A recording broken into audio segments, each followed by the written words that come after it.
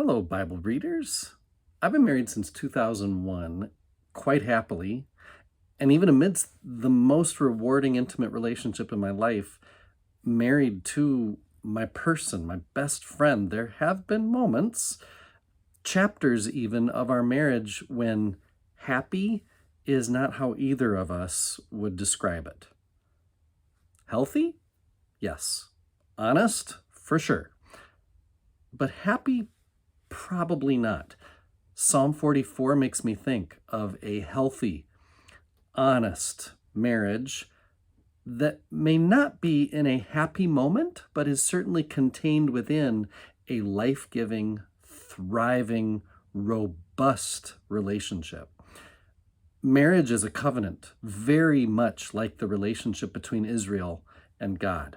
Covenant is one of those words that is just, it's not very easily defined. It's only through imagination and experience that we can start to nibble at the edges of what we really mean by something like the word covenant. Because it is not a contract, but it comes darn close. It is a promise, but so much more than just words. There is a sense of mutuality and equity within a covenant because both parties are responsible to each other and to the project at hand. It's like they're teammates trying to accomplish something together, and that is this covenant. Just like both parties of a marriage are called to serve the other and the marriage, almost like it's a third thing, its own thing. Just like that, God and Israel are called to serve each other and this covenant that they keep. You could say that's how God and Israel serves the other, is by serving the covenant. Often throughout the Old Testament, and Jesus does something like this quite often too, especially with the scribes and the Pharisees and other well-intentioned religious people, God calls out Israel for not keeping the covenant, for not remaining faithful, for not serving God or the relationship. The prophets, Hosea, Amos, for example. There's plenty more, of course. But Hosea, for example, speaks for God toward Israel as though God's people are cheating on God. Lutherans, as many of us are, Roman Catholics, plenty of other Christians would have a similar resonance with this, aware of our sin, aware of our guilt. And so when we read stuff like Hosea, where God says, "Though you play the whore, O Israel, don't let Judah become guilty too," we read stuff like that and we say to ourselves, oh yeah, yep, sinner though I be, thank you, gracious God, for forgiveness and grace and etc., etc. What we may not be as used to or as comfortable with is turning the tables on God and accusing God of not keeping the covenant, of allowing our relationship to suffer from God's lack of attention or concern. And that is why Psalm 44 may sound really strange to us. I've heard some people be outright offended by this psalm, as though it is sacrilegious. This is God, after all, whom the psalmist is speaking to. Is this how you speak to your God? The answer, of course, is yes, which is what makes this psalm so amazing. Even the first 8 verses of praise are different than most psalms that are praise psalms, because those first 8 verses come across as distant and reserved from the psalmist himself. We have heard of your deeds from the old days, how strong you were for our ancestors, even for us.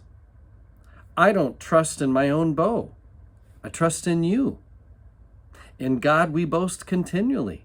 We'll give thanks to your name forever. Yet, and that is the loudest yet in all of the English language. This yet says more than any other word in Psalm 44.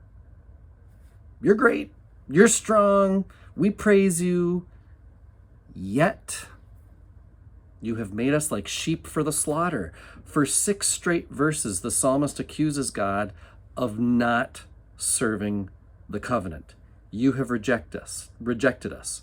You made us turn back from our foes. You have sold our people out. You have made us the taunt of our neighbors. You have made us a laughingstock. You. My Brueggemann and Bellinger commentary says, the poetry here goes beyond lament to a strident accusation against God for having failed Israel and having carelessly handed it over to its enemies in a shameless military humiliation. God has failed Israel on all counts, which might just leave you scratching your head, because many Christians are taught God is all-seeing, all-knowing, all-powerful. So what does this mean? I mean, Psalm 44, if I were to say something like this from a pulpit, accusing God of unfaithfulness, I'm pretty sure it would sound pretty heretical to many of the people in our pews. It's not okay, according to many people, to be so accusing of God. In fact, you will never hear Psalm 44 read as part of our revised common lectionary texts. Only on the festival of Philip and James apostles, which how often does the church, at least our church, celebrate the festival of Philip and James apostles? But on that festival day, it does include parts of Psalm 44, but not the verses that say, you, God, you, not the accusing verses. So what are we to do with Psalm 44? Ignore it as an outlier because it is an affront to our image of a perfect God? Or do we include Psalm 44 in our faith vocabulary, remembering that there are times and places when this is how our covenant relationship with God feels? And we can say so to our covenant partner, God. That we don't have to bite our tongue or tuck in our frustrations or our feelings, even if they're wrong, even if they come from a selfish place or are grounded in only a partial understanding of all things, that we can point a loving finger at God and say, you 6 or 60 times. Is that a bad thing? Brueggemann wants us to notice one more thing, though, that these accusations, that's not how the psalm ends. He says, the most spectacular feature of this psalm is that in the end, Israel prays to the very God who has failed them. In verse 23, the psalmist shifts from accusations to petitions. Rouse yourself, awake, rise up, come to our help. And how does the psalmist end their plea? Redeem us for the sake of your steadfast love.